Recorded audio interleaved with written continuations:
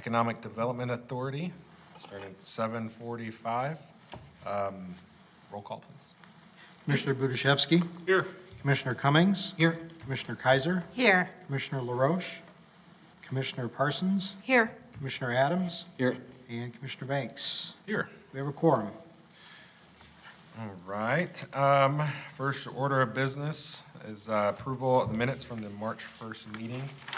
Any questions regarding this? Nope. Commissioner Adams? I move approval of those minutes. All right. I will second that. All right, Commissioner Kaiser, thank you.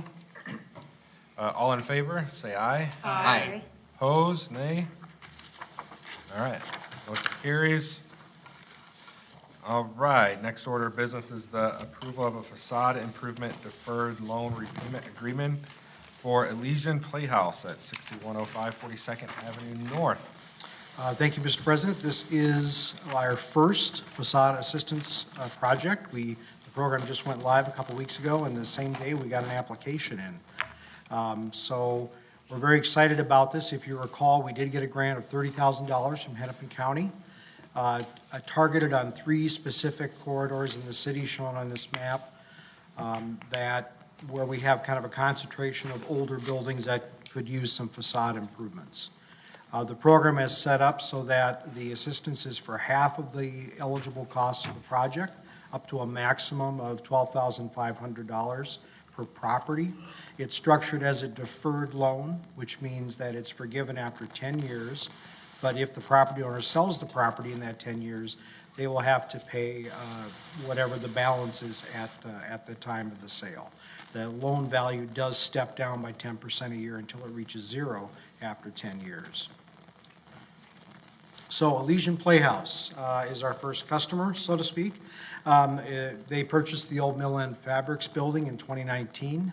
They opened in June of that year, and about a month later, they completed a mural on their west wall that I'm sure you've all seen, the pictures on the screen. They do, however, have some needs on the east wall. The east wall needs to be tuck pointed, and they also want to do it would be a different mural, but it would be even more visually impactful on the east wall because it's more visible from 42nd Avenue based on sight lines. So this is the upper photo is basically the existing wall viewed if you're driving on 42nd, and the bottom is the artist's concept, not the final plan, but that's the concept they have at this time. The mural would cover roughly half of that east wall, but that is what they are planning to do sometime this summer. So the eligible costs work out to the maximum grant of $12,500, or excuse me, deferred loan. And so the requested action for the EDA tonight is to approve the $12,500 repayment agreement with Elision Arts LLC. That will be recorded against the property and would contain those loan terms I described earlier. I'd be happy to answer any questions you have. I know that the owner of Elision Arts, Cindy Polish, is on the Zoom call and may be able to answer questions if you have any, and she may have some comments of her own.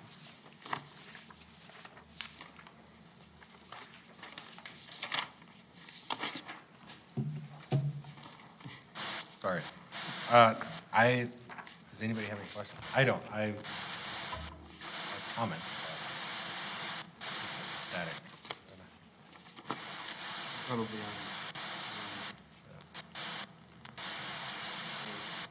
Do they have an artist already chosen to do this?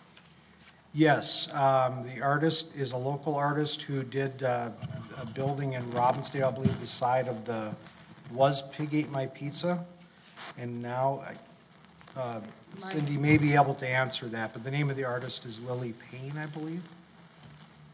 Yes, Lily is a Robbinsdale resident. She's also the artist that did the mural on the other side of our building. I think it's gorgeous.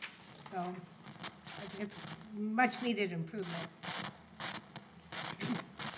Now we wanted to have something that was visually impactful coming in 42nd Avenue from that side, as well as to tell people who are coming to the Playhouse for an event to know that that's the place. We don't have a name on that side.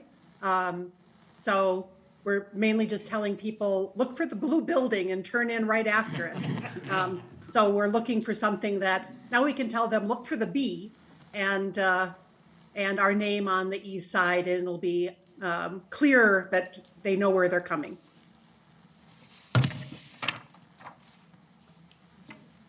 Anybody else? No?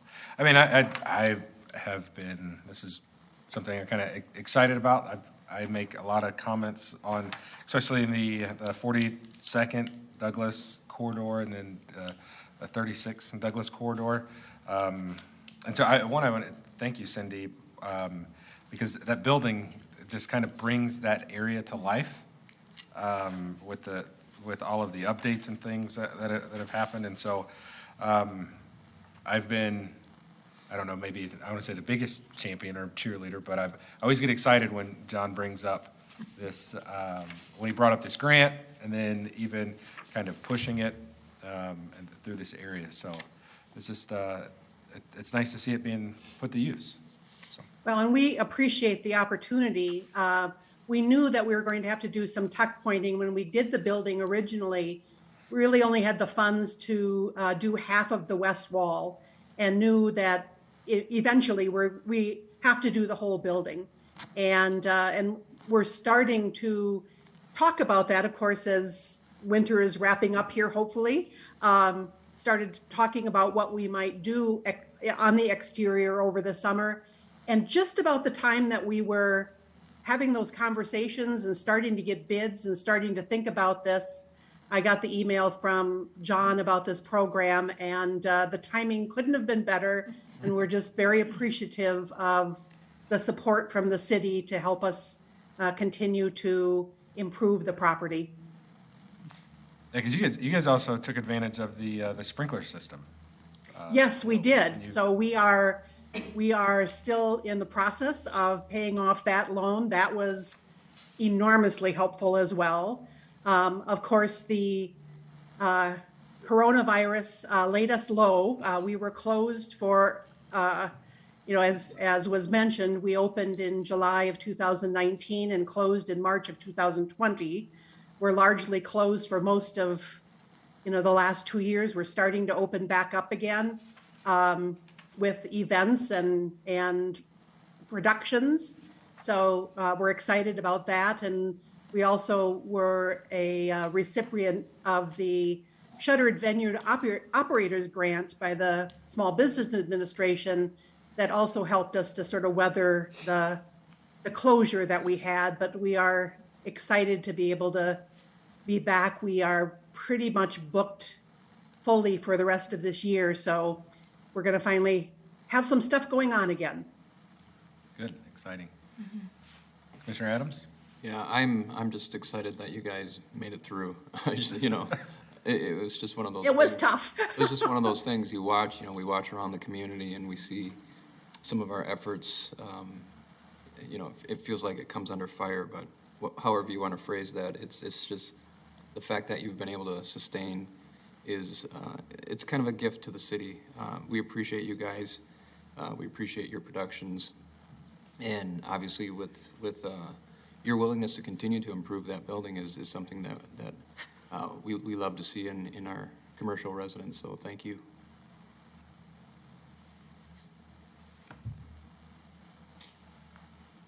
Other questions? I have a motion. Commissioner Parsons. Yes. I make a motion to approve the facade improvement deferred loan repayment agreement for Elision Playhouse at 6105 42nd Avenue North. Do we have a second?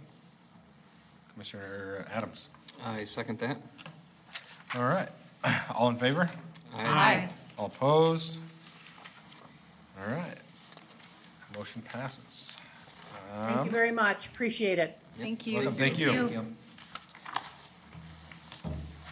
All right. Dan Olson.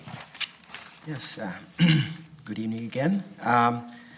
Tonight, you're being asked to authorize 2 requests for proposals to sell 2 lots owned by the EDA.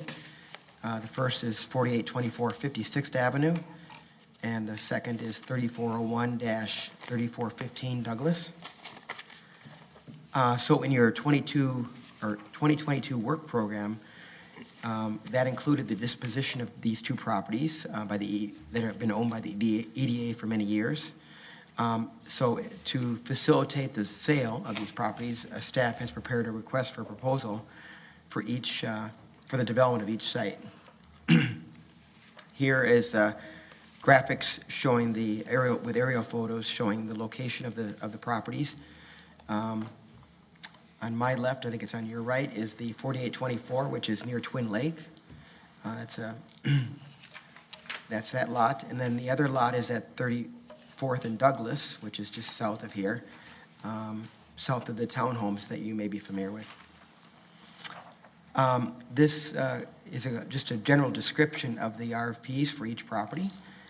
This table is in your packet, but I'll give a summary of this. The property area for the 4824 is a little less than half an acre. The 3401 is a little like about three quarters of an acre. The property sale price would be $100,000 for the 4824 and $200,000 for the 3401. The proposed use for each property, for 4824, we're asking the builder to develop or construct a two-family dwelling there rather than a single family, because the lot is pretty big. And on the other lot, we're asking the builder to build either an apartment building or some sort of a commercial building that would be compatible with the surrounding neighborhood. Both properties have soil contamination issues or potential soil contamination issues. That's why they've been held on by the EDA for so long.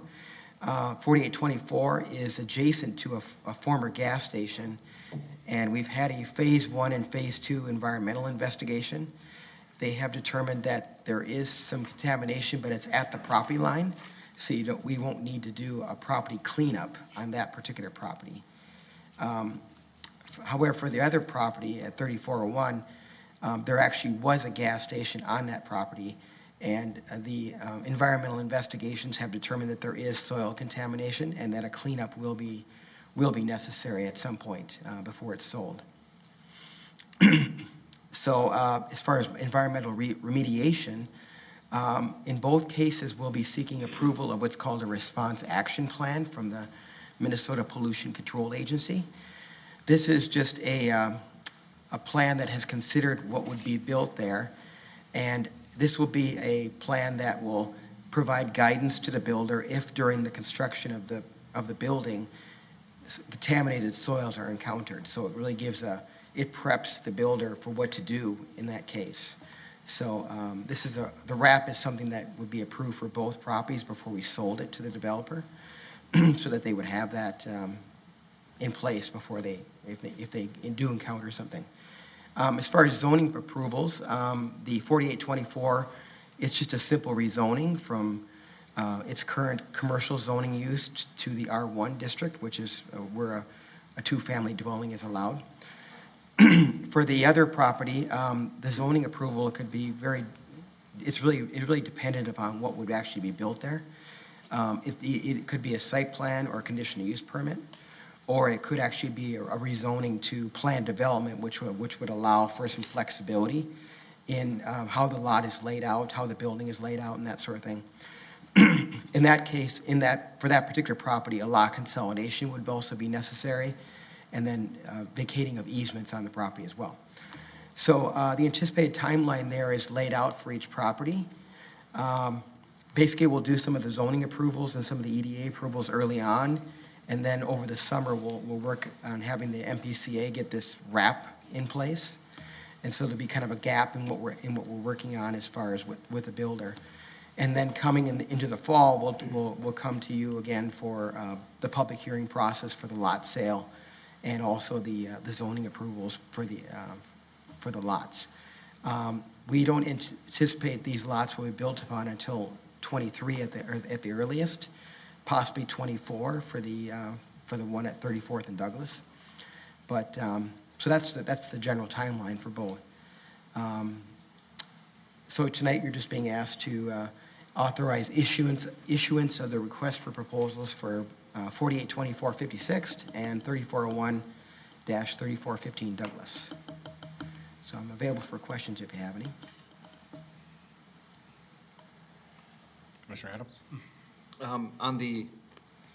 On one of the first slides, you had an overhead view of the one on Bass Lake Road, 4824, I think. Yes. So I'm looking at this, and it said the highest use would be, duplex, split the thing in, not a duplex, excuse me, to split the thing in two. And the reason we're not doing it is because Hennepin County doesn't want to do two cutouts, right? Is that accurate? Yeah. Commissioner, there are 2 curb cuts now. It's the water and sewer issue. We'd have to cut into Bass Lake Road pretty significantly to Okay. install new services for the second lot. Okay. got it. And while that might be physically feasible, it would be expensive, but we think we could make it work, but the county won't let us do it until at least 5 years have elapsed from when they did the mill and overlay there, which was a year and a half ago. So if the EDA doesn't want to market this as a lot for a 2-family dwelling, we do have the option of sitting on it until that 5-year moratorium is gone, and then we could explore subdividing the lot. But it's perfectly laid out for a 2-family dwelling because it has the 2 curb cuts, right? That's a great reason to do 2-family dwelling here. And with the 2-family dwelling, because it's a single building, it doesn't need separate water and sewer services, which means no cutting into Bass Lake Road. So that's the rationale. Thanks for the clarification. We've had some preliminary interest too in building a 2-family from different builders. So. Can I do another question? The wrap cost, do we have any idea what that'll look like? I'm assuming we'll be covering those costs. I believe that it's going to be covered with the previous grants that we have gotten to do the environmental investigations. Okay. We had got, you maybe don't remember, but we did get some grants for those to do these properties, and the wrap cost to create the wrap and get it approved, that should be covered with that grant. Okay. So there shouldn't really be any cost to that. So we're actually holding that? I think the question is, what about any remediation? Oh, well, we're going to apply for another grant for the 34th and Douglas property to do the actual cleanup. The other property at 4824 does not need to have cleanup, so we don't need to apply for a grant for that, but we're going to be applying for a grant for the 34th and Douglas to do the cleanup. We're not sure if the grant will cover all the cost of cleanup. There's a few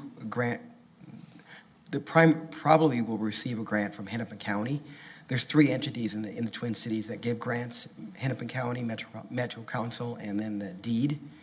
But DEED and Metro Council, they like larger sites. This is pretty small potatoes for them, so Hennepin County will probably get the grant from them. But okay.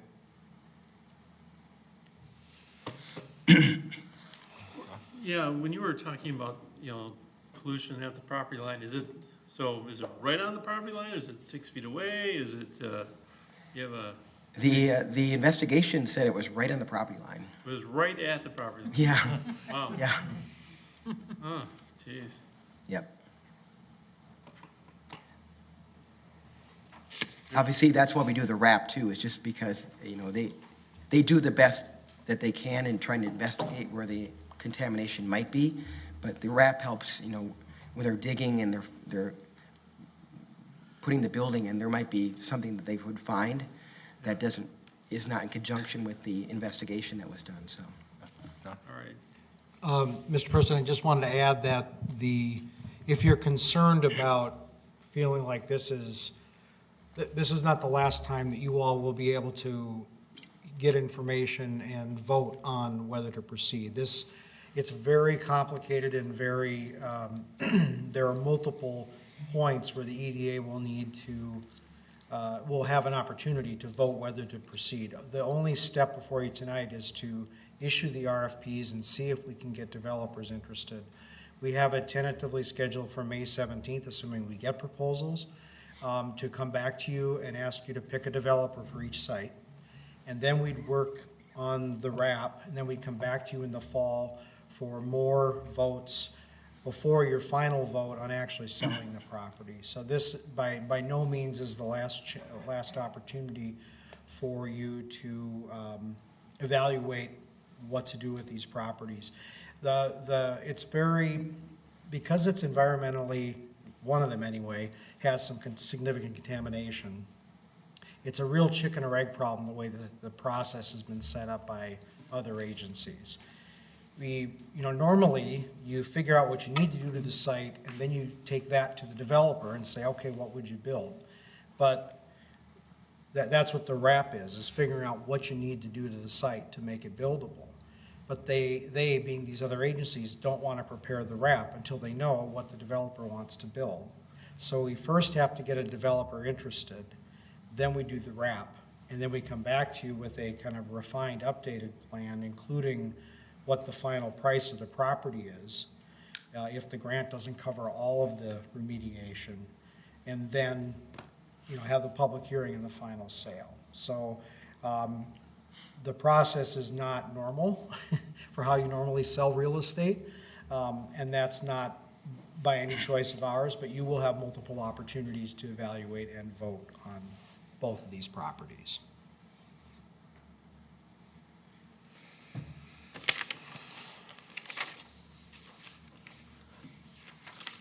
All right, other questions?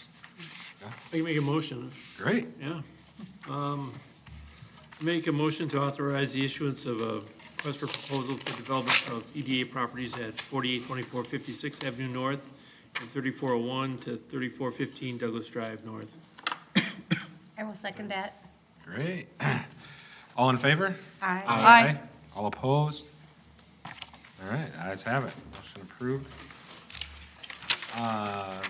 New, other business? I have a couple updates. Yes. So Bristol Vision Clinic will be, doing footings in the next week or two. So I'm sure you've seen the excavation going on that site. And then good news on the former Vientiane restaurant space at 5600 56th Avenue North. That was the building that had the fire, and it's now a chiropractic office. Another property that used our sprinkler financing. The restaurant is coming back, but it's going to be a different restaurant. We've heard it's an Asian fusion restaurant, but we haven't seen any plans, so we don't really know. But we do know that the interior of the building is being finished off. The current contractor is kind of getting the vanilla shell, all the drywall and everything ready, and then the restaurant, this new restaurant owner, whoever they are, will be getting their Hennepin County Health approvals and getting their fixtures and equipment in. They don't have a timeline for that, as you all know with what happened with Bella's at 36th and Douglas, how long it took them to get all their equipment. It really is unforecastable. But the restaurant use should be coming back to 5600 56th at some point. Question, did you say it's a different owner than what Yeah. the restaurant before? Yeah, we've been told by the owner of the property, as well as the contractor that's doing the vanilla shell, that it is not the people who own Vientiane. It's some other restaurateur, and I don't know who that is. You had some? I just, You look at your question. yeah, we're looking at this photo here, and Commissioner Cummings pointed out the back. Is that a dirt lot? I knew someone was going to ask about that. I just didn't know who. So yeah, that is actually an active code enforcement case. The area behind the King's Chow Mein property has kind of been turned into a storage yard, and that's not, acceptable in our commercial district. We have a longstanding code enforcement case. They've made some progress. We're working with the property owner and the third party that they have allowed to use that back part of their property for outdoor storage. But it's a work in progress. So we are in an enforcement case right now with them. I anticipate it'll be cleared out this summer. Bella's is open. Yes, Bella's is open. Sorry, Commissioner Parker. ribbon cutting. I got their mini eclairs for my son's birthday for his class, and they didn't turn out to be mini, they were like bigger. So I had like 28 eclairs, so I gave half to the class and then took half home, which was a big problem. Big mistake. But they're amazing. So yeah, a ribbon cutting. So they're very interested. They just have to coordinate with, it's a multi-owner business, I think. They have multiple people they've got to coordinate. And I did lay out the next, the work session Thursday night. I haven't heard back, so I'm guessing that won't be it. But also the next council meeting on April 19th would be ideal because all or most of you will be here anyway. And that's, so hopefully they will take us up on that offer whenever they're ready. But they know that you all would love to do ribbon cutting there, and I know CCX Media would love to do a story about their shop, and we would just like to get all the planets to align. Yeah, well, a lot of anticipation, so it's exciting seeing it. Saw some activity over at the former Pizza Hut. Anything?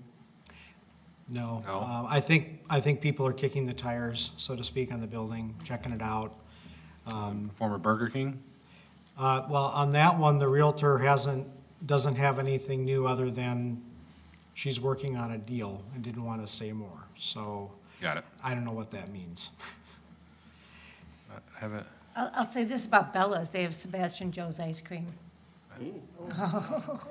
Yeah, way too close to my house, but that's okay. I'm thrilled they're open, so. Is there nothing, no other major things, right? Kind of, or big things that we've really talked about? I'm trying to think, make sure we're.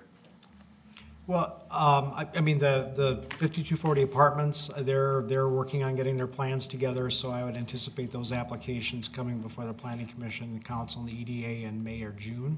Okay. But we haven't seen the plans yet. We continue to meet with developers about other potential sites. We met with two developers in the last 2 weeks about some other potential apartment sites. But there's a lot of pieces that they need to pull together, and as soon as we know more, we'll let you know. Kind of, we look at some of, I guess, potential sites or areas. Are there any? There's nothing really, kind of outside of what we've already talked about. There's nothing glaring, right?